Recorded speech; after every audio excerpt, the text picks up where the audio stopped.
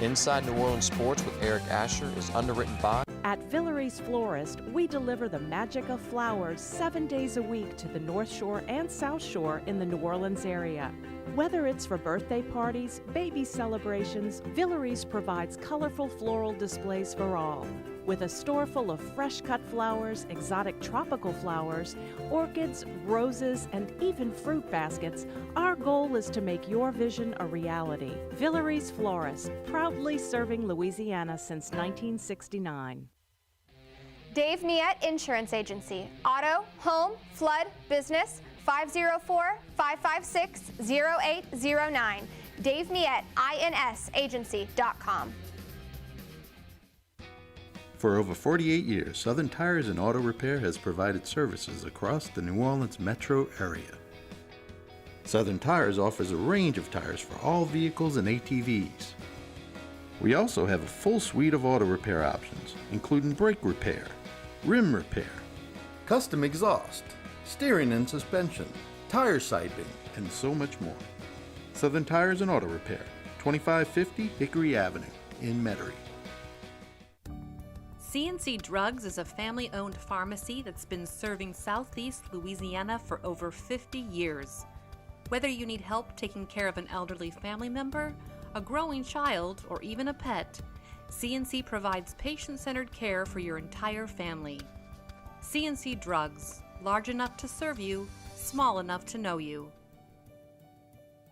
Locations in Mandeville and Araby.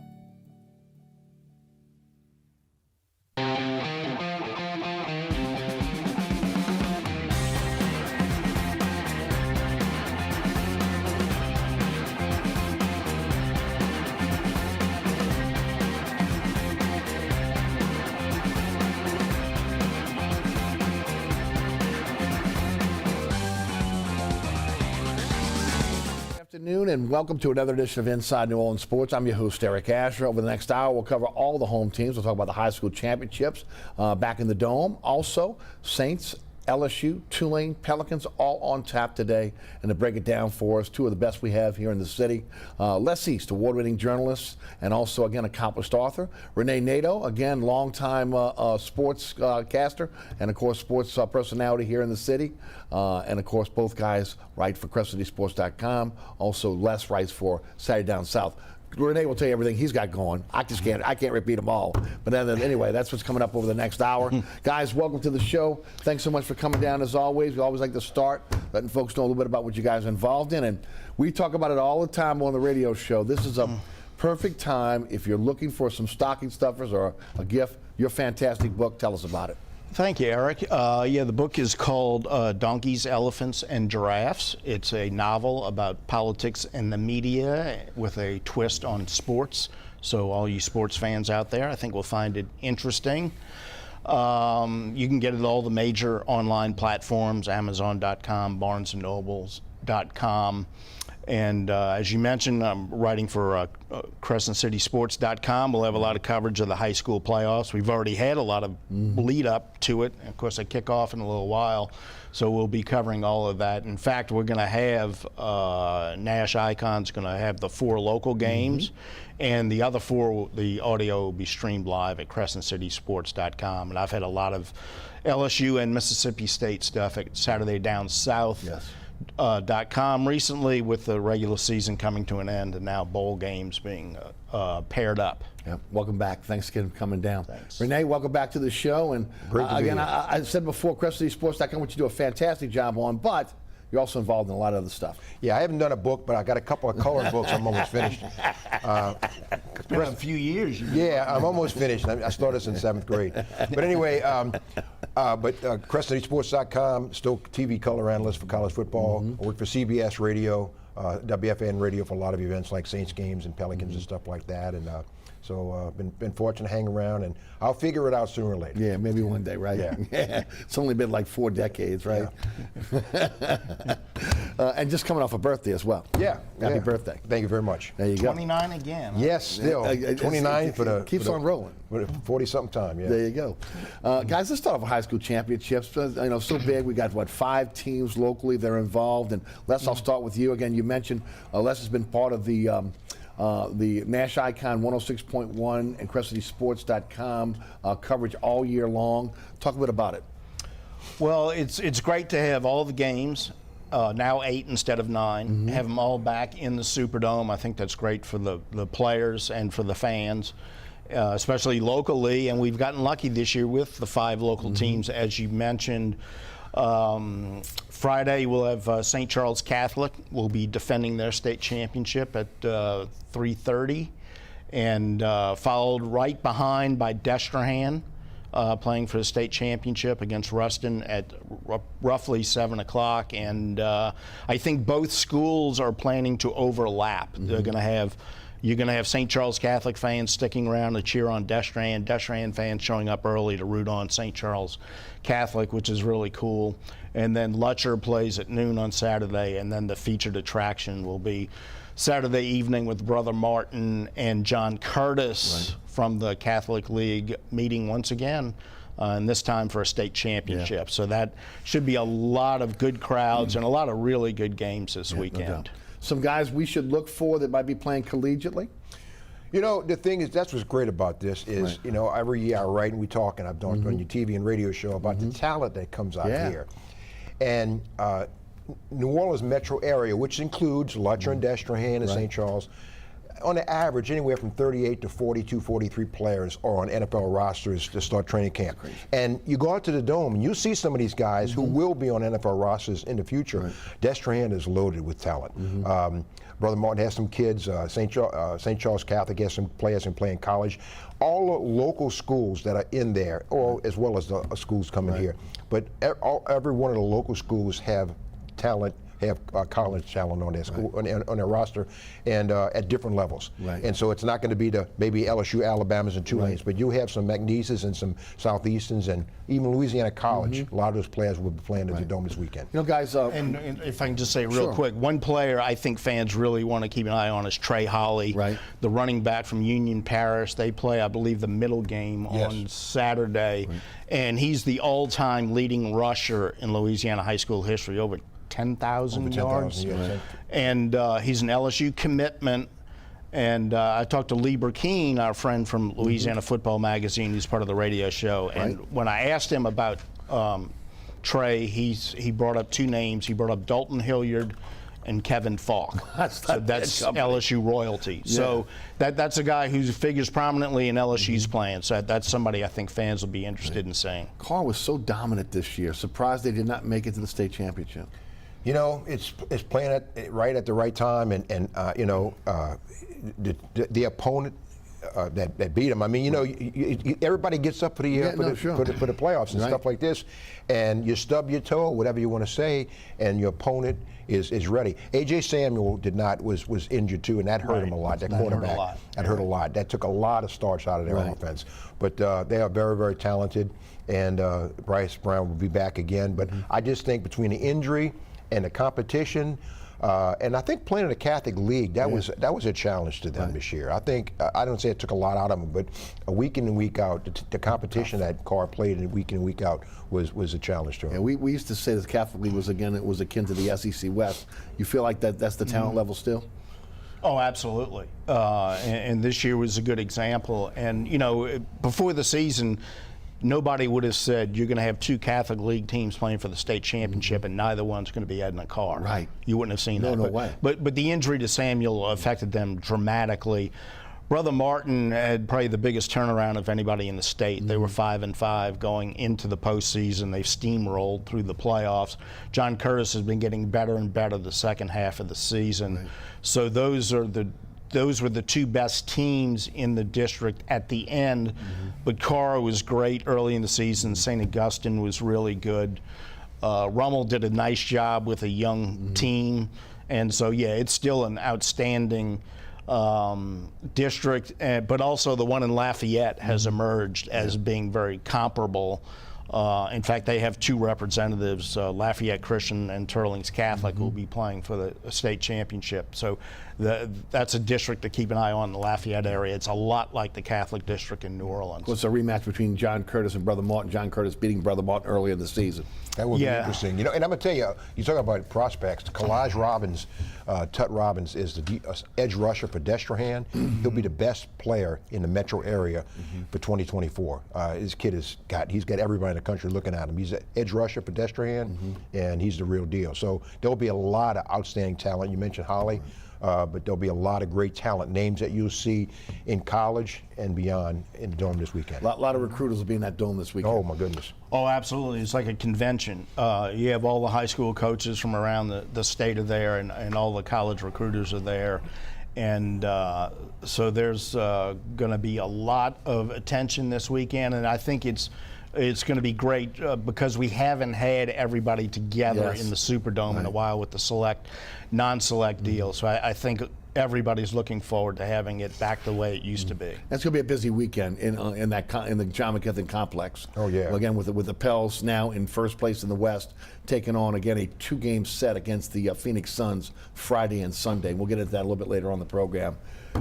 We're going to get into it now. We didn't put them in the A block last week. They didn't deserve it. Tulane was there because they're deserving. But we're going to talk about the Saints as we start off. 17-16 losers to the Bucks. They're 4-9 now. Almost felt like the loss to Tampa Bay is kind of a microcosm of the season. They played well enough at times, but again, they made so many crucial mistakes down the stretch, which again cost them. You talk about, I called it self-destruction, okay? Because it seems like it's been like that every single week.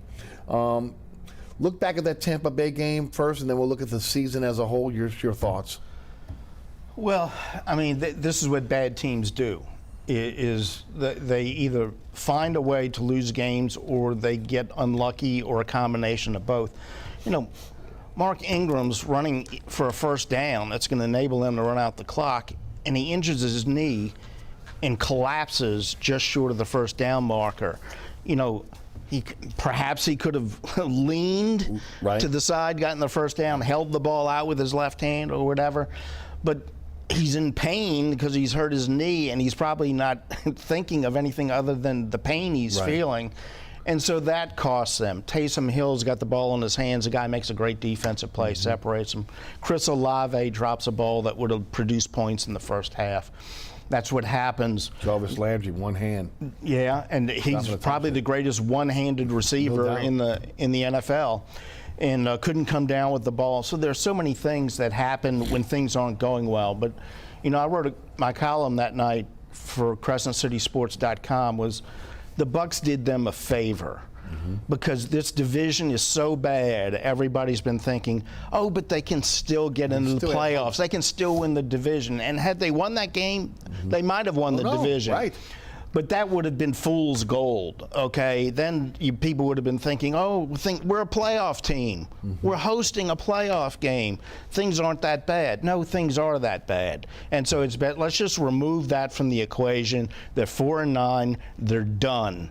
Let's see what happens these last 4 games and then figure out what to do in the offseason. But let's not have any illusions that things are better than they are just because they're in a terrible division. Rene, your thoughts on Tampa? I can't add too much to that. The thing is that the chemistry in this locker room is just not good. It's not meshing. How did it get to that, though, Rene? I mean, this was a tight locker room with great leadership.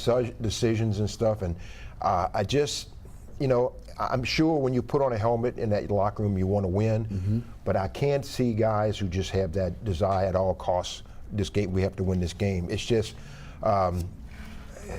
the pieces are not fitting together, and to win games, to lose games like they've lost this year. I'm not saying they've quit, but it's just you don't have the right pieces there. Injuries have played a major role without a shadow of a doubt. I understand, and Dennis Allen was dealt a tough hand with that. Losing Michael Thomas, and you don't have a Drew Brees around to kind of lead. It's like that the kind of last 2 years, though, right? Injuries. Yes, but I mean, it just, and we'll get into it more. But I think there's so many decisions have to be made on this team after the season is over, and to go into next season, you better give the fans and the franchise something to look forward to because. you have to really do a makeshift or do a makeover on this roster. A lot of guys on the roster right now are going to have to be gone. Yeah, let's talk about that as well. Injuries, no doubt, but injuries are part of the game. We see that with every NFL team. It is what it is. You know, one of the things you do is you draft for great depth, so that when you have those injuries, again, you don't really have that big drop-off. You know, Saints have given away a lot of draft picks trying to move up to get certain players. That has hurt them in terms of their quality depth. With that said, it's about discipline as well. Penalties, turnovers, the lack of attention to detail. These are things that just didn't happen a lot with Sean Payton because of his demanding style. And look, I've said since day one, even when Allen got the job, because we could see they were different type of coaches. How were they going to deal with the lack of intensity in the locker room from Payton? The way that he motivates, okay? Not just the gimmicks that he motivates with, but again, the wrath of Payton coming to the sidelines after you make a mistake. You know, the intensity at practice on, again, no, we're going to do the drill all over again because, again, you've made a mistake. And you know, it's been mentioned that, you know, the captains were the ones that were supposed to come in and maybe try to keep the culture going. But again, when you look at it, the captains and the veterans are a lot of the ones that are making the mistakes. It's almost like it's been so much pressure on them to be able to keep everything together that when they get into the games, Ramczyk. I mean, we go right down the line. You know, Kamara. I mean, you talk about Mark Ingram. The veterans on this team that were looked to be able to keep things going in a lot of cases have been part of the reasons why they've lost games. Yeah, they haven't, and you know, it seems to me, and he's a wonderful player and a wonderful person, but it seems to me Demario Davis has not had the impact he's had in previous season. He had a very good game Monday night, but he did get beat for the last 2 touchdowns. If you watch it again, the last 2 touchdowns, they targeted him on the 2 touchdowns. Brady targeted him on the 2 touchdowns. You know, the receiver. Why is he covering a receiver first of all on the first one, and the second one was a running back? But I agree with you. Again, it's been interesting. Go ahead. It just seems like there is a lack, I don't want to say lack of fire, because I think they're playing very hard, and I think they're trying. I think there's something in the belief system that's missing, and it just doesn't look like a team. They call it swagger. Right. And they tried to get that back, I think, with the Raiders game. And they played well in that game, and then it vanished again. They used to go out there with that swagger, and they looked like they believed they were the better team, and they would will themselves to victory because they believed they were the better team. I don't think they believe they're the better team when they go out there now. Is that because Payton's not here? Is that, I mean, again, I think that's did he have that strong of an influence? I think that's a factor, but I think it's the losing. They're not used to losing. Right. They've been losing, you know, since the 2nd, 3rd, 4th week of the season. Right. They've been kind of scrambling, and they're not used to that. And, you know, Payton, I think, would have been able to kind of keep things steady during rough times.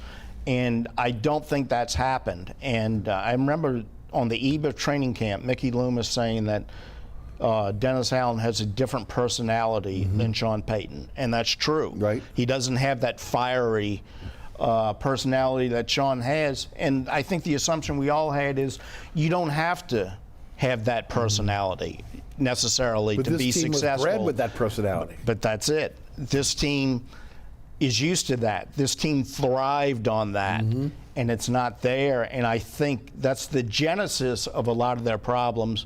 But I think once you start losing, all kinds of things come into play, a lack of confidence, and I just think it's snowballed on them. And the talent is still, I think, better than the one-loss record suggests. Yeah, I would agree. It's not working. I heard Jeff Duncan say last night on the Fox 8, I think it was the Black and Gold Review, whatever one it was, because they have shows every night, that Payton was a great crisis manager. And that was one of his fortes, where maybe that's not one of the things that Allen does well. No, and I would say that too. And you know, something, and Les is out in the locker room more than I am, but the times have been out there and what I've seen too, and it might be a microcosm of what's going on. Jameis Winston has said I thought you get your job back if you come off an injury and stuff. And you wonder, maybe it's me, but I just sensed a little bitterness there. Bitterness with him or bitterness with the locker room? Just bitterness with him. You know, just disappointment or whatever word you want to use to describe that. Okay? I'm sure, and he said, I'm on board and I want to win. He said all the right things and stuff. And I don't have anything to back this up, but I just felt that when he said that he's been disappointed, he didn't get a chance to come in there again and do it. And that's Dennis Hurt Allen. it to his soul, he said. Yeah, exactly. And he wants to get back and play and stuff. But and you just wonder if that runs deeper. You know, in the locker room. Yes, I don't know that. Right. And we're not always in there. But you just wonder the comments and what he said, and maybe it's my interpretation, but it makes you wonder if, okay, I'm on board. But, you know, I should be doing this, and we're not winning, and I don't know why I'm not in there. He's not saying that, but that's just wonder, and that's just a message that, you know, he's not saying. And you know, we talked about, you know, gutting this thing. I think they're going to have to make so many moves in this offseason. And we talked about this off the air. There's 4 teams that have 2 #1 draft choices: Detroit, Philadelphia, Seattle, and Houston. And I would think the Saints, and it sounds desperate, but I think they're going to have to do this. Go to those 4 teams. Protect maybe Alave. Alante Taylor's a player you don't want to lose. But just basically say, have your pick, make me an offer for everybody. And and I know that it's going to come back and bite you because of the contract next year and beyond.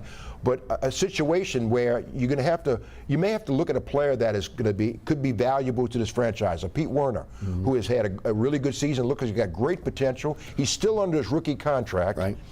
But if you put a Pete Werner with a draft choice, 2nd or 3rd, you might get a #1 because he a buyer. I don't know, but I'm saying you're going to have to let players go that you don't want to let go. Cam Jordan, Ricky Jackson didn't finish his career here.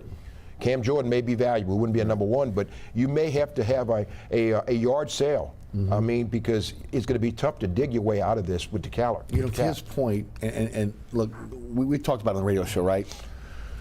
They've restructured contracts to the point where it would be very palatable for another team to be able to take on a player from New Orleans because they're only paying their base salary. The bonuses have been restructured to the point now that the Saints have to eat those bonuses now because of the restructuring, which means that they're in a tough spot. You say that maybe you want to try to trade guys for draft choices, but you know there's no post June 1st deal at that point where you can spread the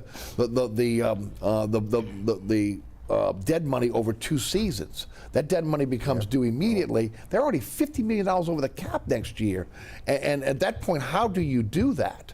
You know, again, it's almost like you're handcuffed now for at least another season until you can get to the point where you can allow you can trade some of these stars. I believe you're right. A lot of the names we know now are going to be on other teams down the line here as they start to purge and try to be able to bring in draft picks.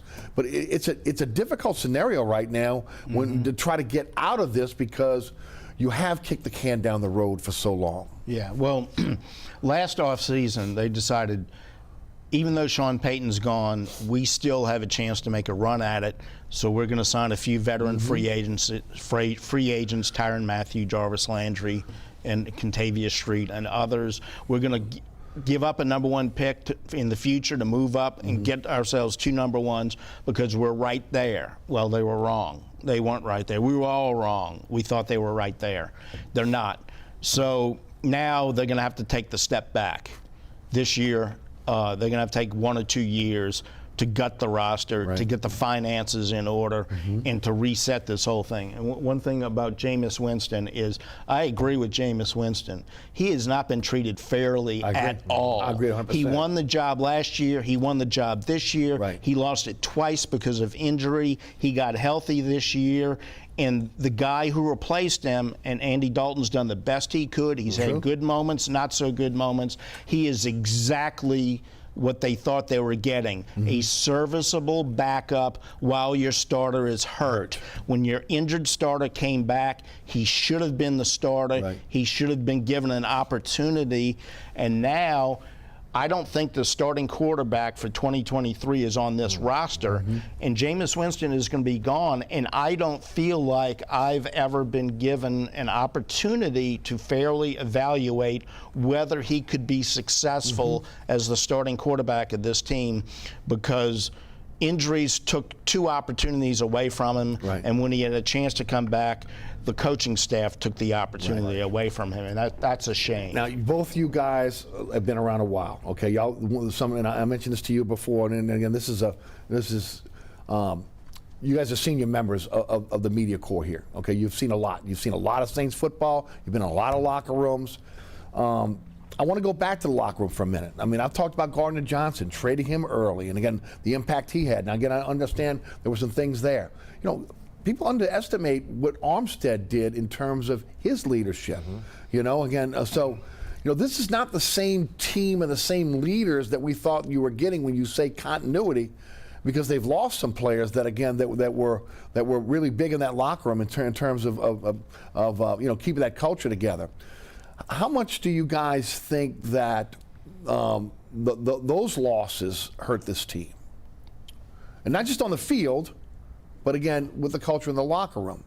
Well, Teron Armstead was a huge loss, and we knew it at the time. Right. I mean, he's been one of the most important players in this organization for a long time. And so that hurts, but you still have Demario Davis. You still have Cam Jordan. You still have Alvin Kamara.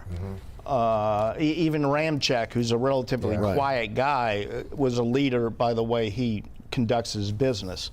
So, yeah, losing Teron Armstead was as big a loss probably in the locker room as it was on the field. But they still, I think, had enough leaders in that core group to withstand or to lead the team into the post-Sean Payton era.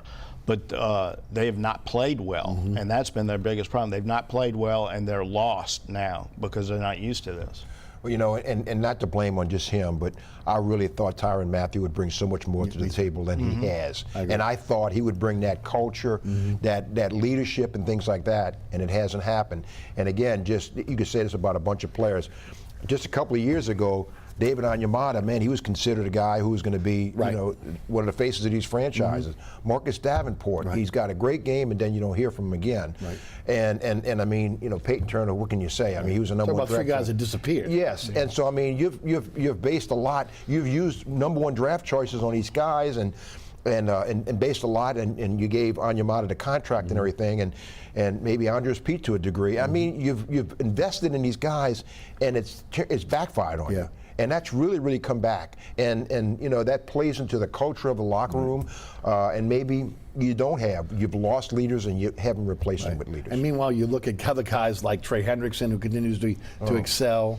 Gardner Johnson, who's playing the safety position now in Philadelphia, and you've been looking for a safety forever. I mean, that's almost a mortal sin to have a guy in your backyard and you can't figure that out. All right, here's where the rubber hits the road now. Nobody wants to call for coaches' jobs, okay? I mean, you're talking about families, you're talking about, and in this case, look, it was a bold move to fire Van Gundy with the Pelicans. There's no doubt about it. 1 year bold move.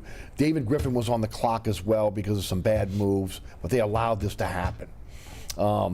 They kept David Griffin. They gave him a second chance to be able to reboot. He did it. He did it quickly. He found a great coach, okay? He found a Sean Payton, basically, for the Pelicans. Does Mrs. Benson, does Dennis Lauscha, Mickey Loomis, when you talk about Dennis Allen, who's been with this team almost his entire career, the family ties, how watching his kids grow up, Mickey Loomis, who again has been on the inner circle of this team going back to the time of Tom Benson. As Peyton said, a lot of dirty hands here. Does the ownership of this team, Mrs. Benson and her inner circle, have what it takes to be able to make the tough decision this year on the future of Dennis Allen for next year, his coaching staff, and I do dare say even Mickey Loomis, because I preface it by saying that if Peyton gets a job somewhere, he's coming for Kai Harley, and he's coming for Jeff Ireland. So what do you do to protect those guys as well? And is it a situation where I've talked about on the radio show and on this show where you kick Mickey Loomis up to a position of president of basketball and football operations and give the GM-ship to Ireland, let the cap guy be Kai Harley, and Michael Parrington's another guy that's involved in that as well, to try to hold on to your front office at the same time while maybe you're making a change in terms of the coaching staff? Les, do you think, you've interviewed Miss Benson, you've been around this for a long time, do you think she has what it takes to make a bold move like that, considering the ties that bind there for so many decades? Well, I think that it's a complicated situation. You laid it out pretty well. I think she, and to a lesser extent Dennis Lauscha, answered that question to some degree with the Van Gundy situation.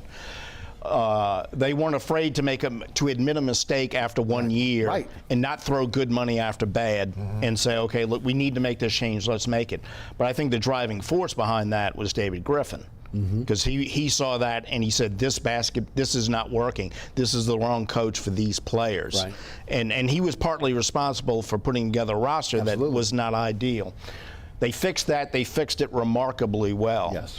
This is a little more complicated in that I don't know if Mickey Loomis is going to go to Mrs. Benson and say, we made a mistake with Dennis Allen, we got to pull the trigger like we did with Van Gundy. I don't know if he's ready to do that.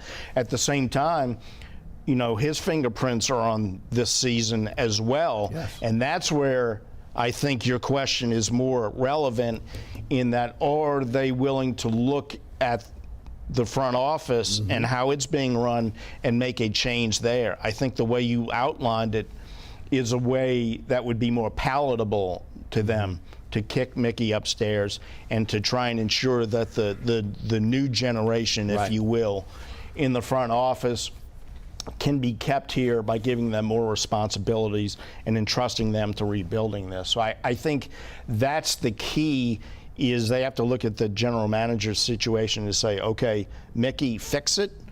Or do they say, oh, well, let's figure out what we do with Mickey, and then we figure out where we go from there? It's a complicated thing, and I think it's something, these are conversations I assume they're having now, but it's not an easy thing. Mickey Loomis has been here since 2000. He's been the GM since 2002. Benson called him his closest confidant, right? So you don't, you know, he didn't just all of a sudden forget how to do everything he'd done for all those years. And they knew it was coming. They knew this was coming, right? They knew the cliff was coming with the salary cap. But they thought they had enough good players that they could ease into it. There were some miscalculations along the way. There's no question about it. But I don't think you look at this, whether it's Mickey Loomis or Dennis Allen, I don't think you just say, well, we had one bad year, we have to clean house. It's a lot more complicated than that. You know, I think, and what I can add what Les said, we talked about it, injuries and guys who just did not reach that next level. You know, the Anyamadas and some of these other guys. I think they're having conversations. I don't think they've made a decision yet, but I tell you what's going to play a big part of this.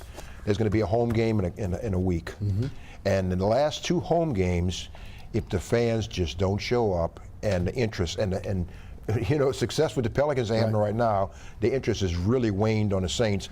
And if you see, and I hope it doesn't happen, if you see more people at the Dome this weekend than you do next weekend, you really got a problem. That's good. The message it will be sent loud and clear that we're not coming back. You have hit it 100% right, because this is a different era than we grew up in. It's a different era than when you guys started covering this team. There's too much more to do now when again, outside of Saints football, you can watch every team you want, or any team you want on DirecTV at your house. And there was a fan base that once would go to those games and put a bag on their head rather than not go. Now there will be apathy. And there's a lot of people that are used to winning. They're going to say, you know what, I'm out.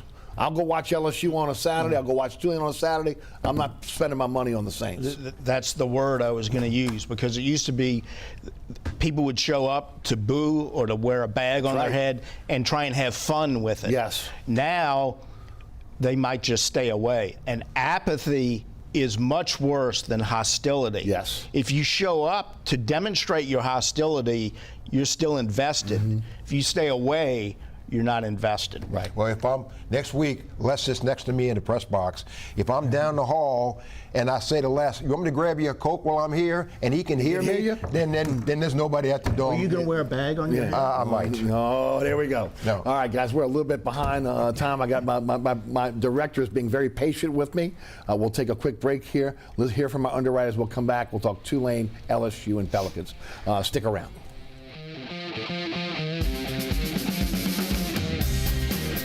Burkhart's Air Conditioning, Heating, and Refrigeration has been family-owned and operated since 1989. Burkhart has energy-efficient solutions and offers brands such as Mitsubishi ductless AC units and Amana, the only manufacturer with a lifetime unit replacement warranty. Burkhart's offers maintenance bundle packages that include servicing your AC, generator, and tankless water heater. For more information on the services Burkhart's provides, visit acpromise.com. Burkhart's Air Conditioning, Heating, and Refrigeration, providing comfort for life.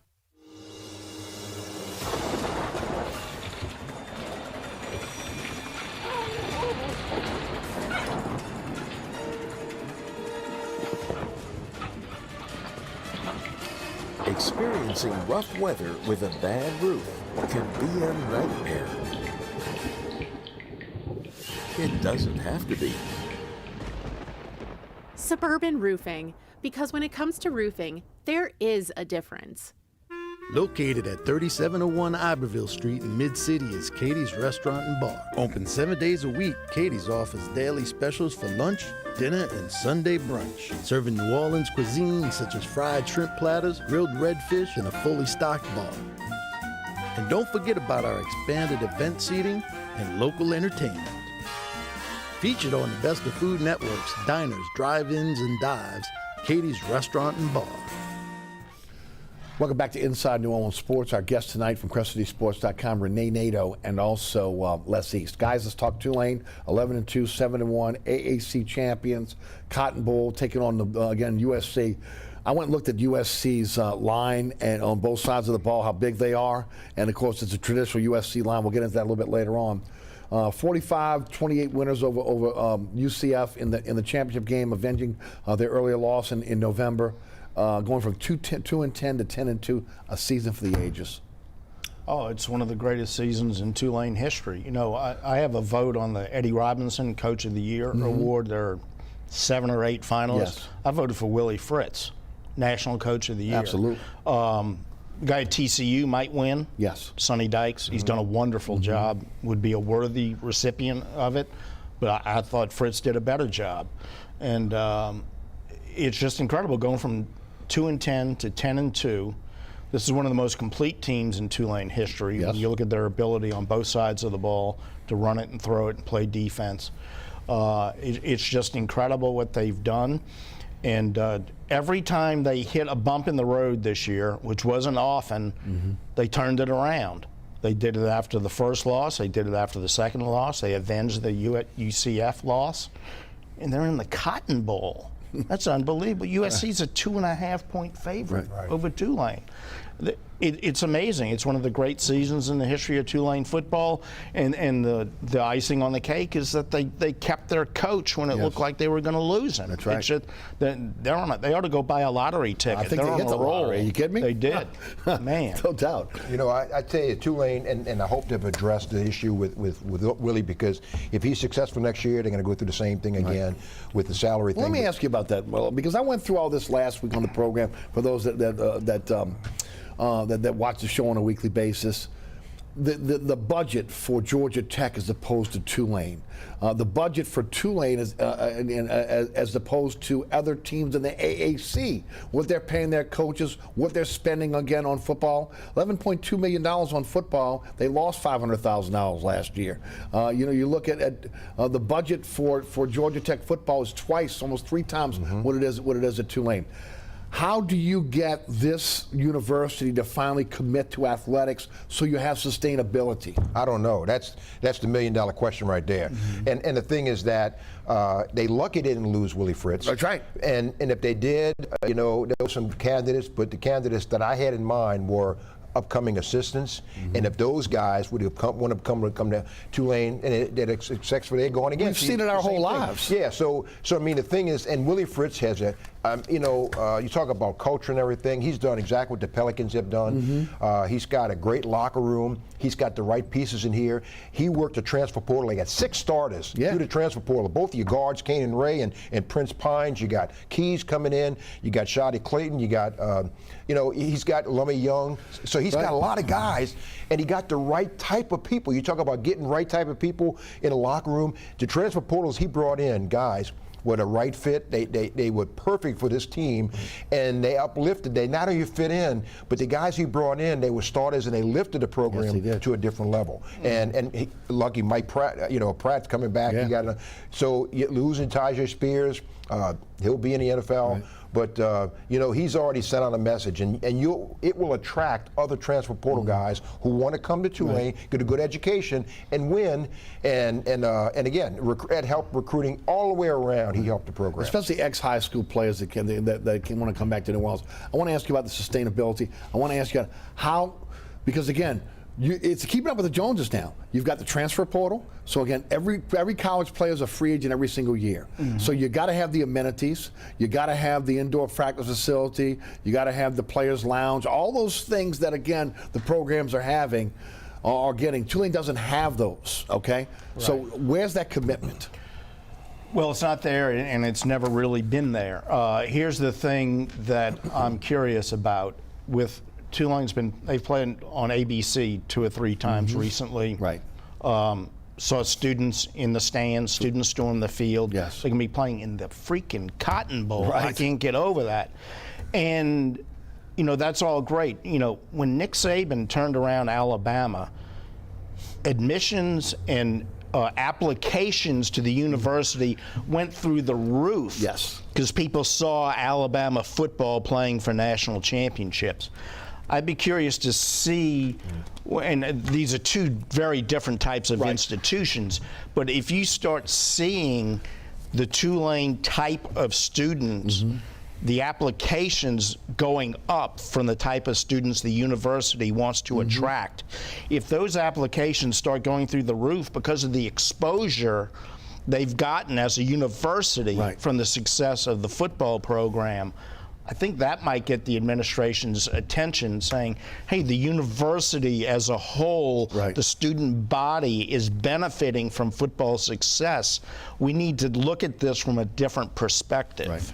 They got the alumni with deep pockets, okay? That's not an excuse. They got people that raise money. Rick Dixon was a master at raising money. We have to see what Troy Dannon can do, but again, I got to believe that Willie Fritz had to leverage this situation at some point, whether it's facilities, more money for himself, and I got to believe he's got to be looking at facilities because he knows it's an arms race. It is, and the thing is, let's remember this.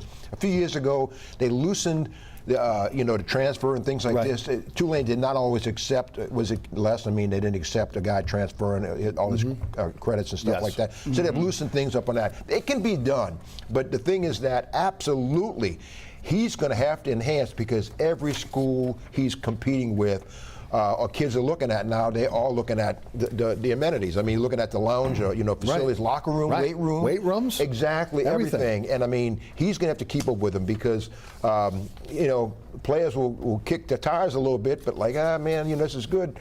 Tulane may wind up coming down to the final 2 or 3 in a choice, but if they don't compete with another school, I don't care who it is, the guy's going to leave and go there. You also want to prepare yourself for the next round of conference expansion, and you have to have the facilities to do that. I can see why the Big 12 didn't look at Tulane, not just because of their record on the field, but when you compare the budgets, when you compare what the amenities they have, what the facilities they have, why would you go to the Big 12? If you look at those other teams, they have all those things.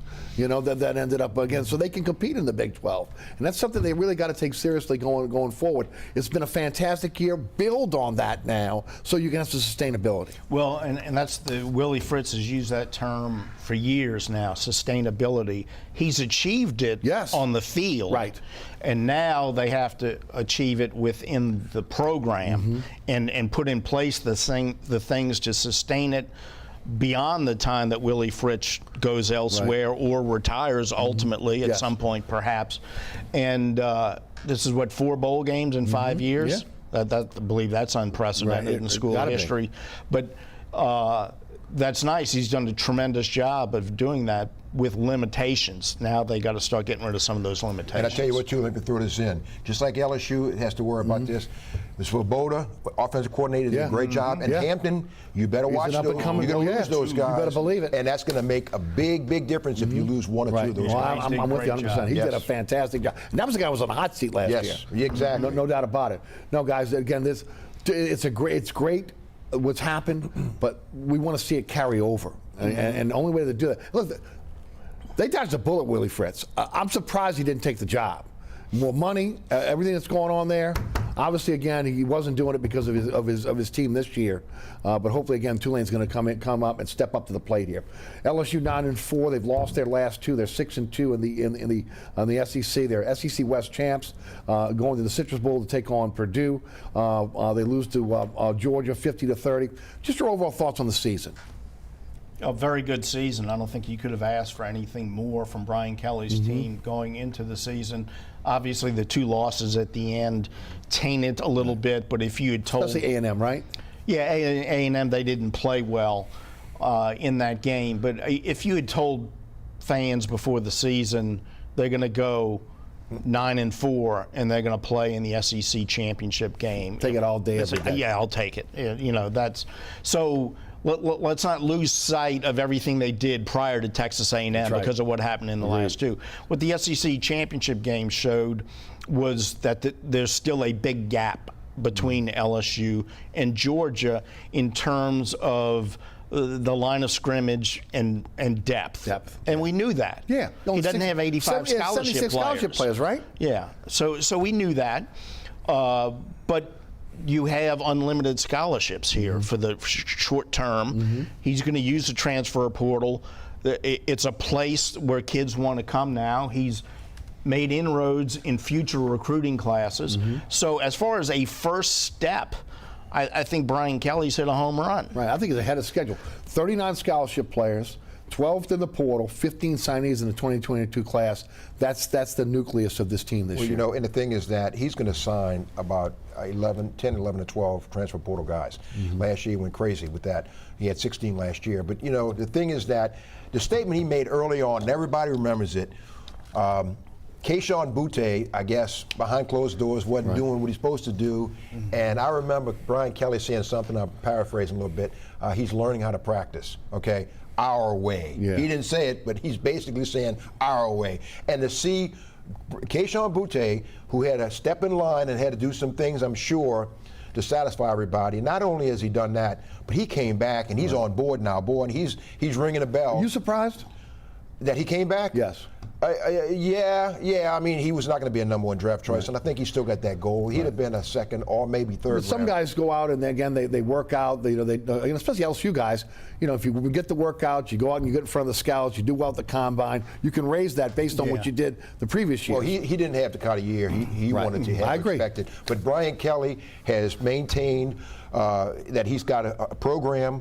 He's not a really emotional kind of guy, and I think he's laid it down that this is the way things are going to be, and if you don't step in line, we will miss you no matter who you are. And I think the players know that. Coach Kelly wants us on board, but you don't want a rotten apple in the bunch. So if no matter how good you are, if you're not if you're not going to help the team or whatever, you're not going to be in line no matter how good. Go somewhere else. But he's I tell you what, he's laid it down, and everybody on board pretty much knows what is expected of him. Mike Scarborough, okay, I'm sorry, please. No, just let me add one quick thing about Keyshawn Butte, because I think this needs to be said.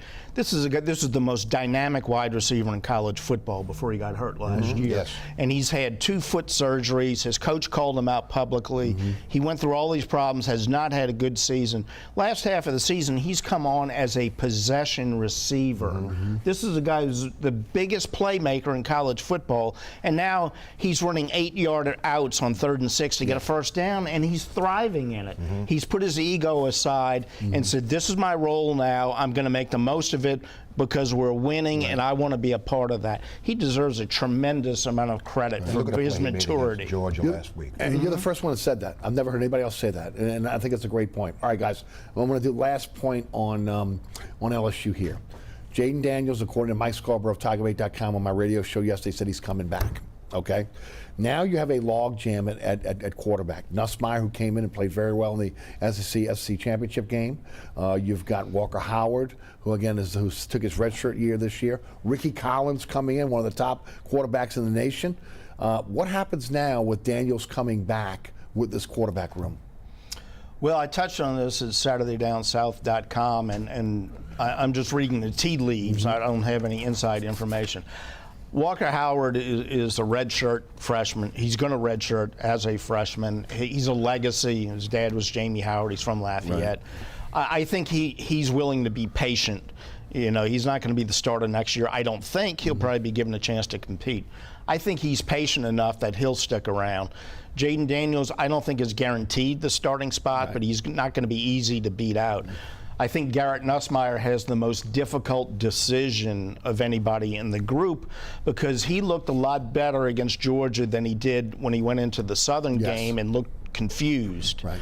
And if he's confident enough to come back and compete with Jaden Daniels, I could see him sticking around for another year. But he could very easily feel like, I'm ready to play and start at a Power 5 program, and if it's not going to happen here, I need to look at the portal. So I think he's got a lot of stuff to think about. Rene? Well, you know, Garrett Nussmeier, remember, he did not play in a bowl game last year. He wanted to preserve that red shirt. He wanted to, but I really think you're going to see a change in this roster after, you know, the transfer portal runs from Monday until January 18th, shuts down, then opens up May 1st to the 15th. Right. I think in the May 1st to 15th, you're going to see something happen because they'll be finishing spring practice, and Garrett Nussmeier or whoever is going to know what's going on, and I would not be surprised that Brian Kelly brings in a transfer portal quarterback. You think there'll be a transfer portal quarterback that's going to they'll have a conversation because, and I'm not saying, and I think you get quarterbacks, they're confident. You're talking about in the May? Yes,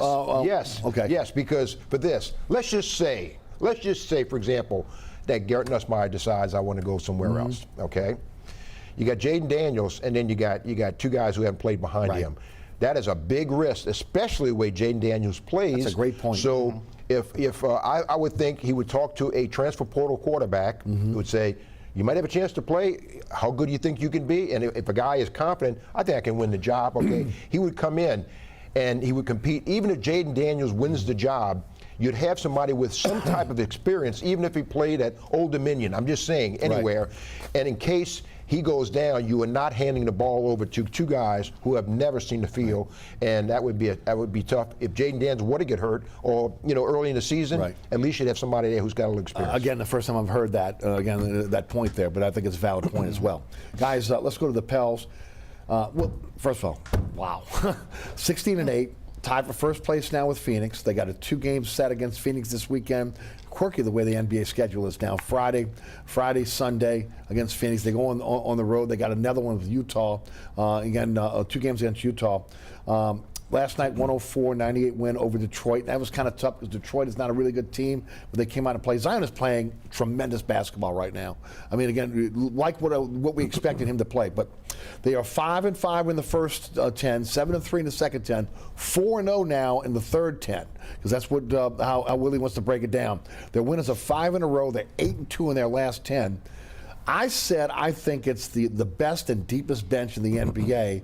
I heard Antonio Daniels say the other night he thinks it's the deepest team in the NBA. Your thoughts? They certainly could be. I believe they're the deepest professional basketball team in New Orleans history. I would agree with that. The 2008 Hornets team that went to the second round against the Spurs was probably the previous one, but they went maybe 9 deep. This one goes basically to the end of the bench. Right. I thought before the season, and they've had a fair number of injuries to key players. A quarter of the season for both Ingram and Zion. Both of them, at least a quarter of the season. It doesn't seem quite so bad because it's been so bad the last couple of years, but it's still been significant. I thought going into the season that they would have some rough spots in October, November, December, because they're acclimating Zion into the equation, and they got a lot of young players. Yes. And that they would hit their stride after New Year's and build toward a good playoff spot. in December, early December, they're where I thought they would be in April with all of these injuries. And it's just amazing to me how Willie Green has pulled all of this together. And the beauty of this is they're able to take their time bringing back guys who have injuries and saving wear and tear on them for later in the year, and looking at different combinations that they might not play as much if these other guys were healthy. Everything is falling into place. You look at Najee Marshall last night. What a great performance that was. Jose Alvarado, 38. that was like a Pete Maravich moment really on Sunday. It really was. The way he shot the ball and the way the crowd reacted to him, it was unbelievable, and it's all coming together. And this weekend, Friday and Sunday, this is going to be the closest thing to playoff basketball in New Orleans prior to New Year's ever. This is going to be like a playoff atmosphere. Usually people just kind of keep out of the corner of their eye, they're watching the Pelicans till the Saints are done. Now it's like, thank goodness for the Pelicans while the Saints are doing this, and it's going to be a celebration over the weekend. Renee? Pelicans 4th or 5th in the league in scoring, 118 a game. The differential in three-point shooting, I think they're 3rd with a plus, I think a +7, and a +3 in rebounding. They're 4th. I mean, so they're playing, they're rebounding. Yes. They're hitting the long range shots. Share the basketball. They're playing defense, and I mean, I know you just Najee Marshall. I find myself watching a game and get like, wow, a wow moment. And 3 times a game, that wraparound pass by Najee Marshall when he was in the paint, guarded by 2 guys, wraparound pass to Valanciunas. I mean, it shows a lot of, unselfishness. Right. And this is coming from Willie Green. That's the key of this. This is coming from Willie Green. Yeah. And guys are getting an extra pass. You see a lot of extra passing, and sometimes they well into the clock, but that's because they keep passing the ball and they wait for the perfect shot. And that is coming from the top. That's Willie Green. And again, give David Griffin credit for this because he has assembled a very unselfish roster, and he got the right guys. I don't know if he knew how good they could get together, but the pieces have fit together perfectly. Yeah. And you couldn't have, I mean, he has to sit back and think, wow, I hit the lottery here, because, who would have thought somebody's got Najee Marshall, Jose Alvarado, that they would play significant. Right, and then look at Herb Jones. Look at Trey Murphy. Trey Murphy is so much better. So much. And then even Dyson Daniels as a rookie. Yes. Okay, I mean, that second team, when they bring that second team on with Larry Nance and then the different pieces, I'm telling you right now, they don't lose. It's not they lose it. They bring the pressure on the opposing team. And as you mentioned, because of the injuries, those guys have fit in the starting lineup, and it's been flawless in terms of, again, the transition. Yeah, and Willie Green he's done a lot of really smart things. But one of them recently was when Herbert Jones and Ingram went out, and he had to adjust the starting lineup. Alvarado was in there briefly. Yes. Then he put Dyson Daniels in there when McCollum came back, because he didn't want to have 2 relatively small guards. He wanted the big guard in there with Dyson Daniels. It helps him defensively, and it accelerates his development as a rookie. And you could see it. Very, very smart. No doubt. It's been a magical season so far, and we're not even at Christmas. No, and tell you, Larry Nance has been a throw-in on that. Yes. And I know somebody who's in the agency business, if you will, and there's been a change at Portland since the trade was made from McCollum. They said they would never make that trade now with Larry Nance and send them over. I mean, and people thought that was a throw-in. And no way. New Orleans fleeced them. No doubt. Guys, terrific show tonight. Thanks so much for coming down. Rene, Nadeau, Les Cease, appreciate you guys as always. Merry Christmas, Happy New Year to you and your family. Thanks, Eric. Same to you. There you go. Thanks so much for tuning in. Remember, so many ways to catch our program right now. We're so blessed with all the rebroadcasts. Just find the one you like, set the DVR. On your screen right now, there's a QR code that'll take you right to the WLAE-TV YouTube page or to my website, so you'll be able to figure out again where the shows are. Also, you catch me on the radio, 106.1 FM. That's Nash Icon. That is 4 to 6 weekdays. You can listen live at ericasher.com. The Anchor app is our podcast. And, of course, also iHeartRadio app, TuneIn Radio, Radio app, our digital platforms. Again, I want to thank our underwriters who make this program possible. Please, again, support our underwriters. Also, special thanks to, again, the WLAE production staff, including Ron Yeager, Jim Dotson, also Logan Graffia, Alex Chacon, Kayla Hawthorne, and my director, William Hill. Thanks to Les and also Rene. For Rene, Nadeau, and Les East, I'm Eric Asher. Have a great week. We'll see you next week for another edition of Inside New Orleans Sports.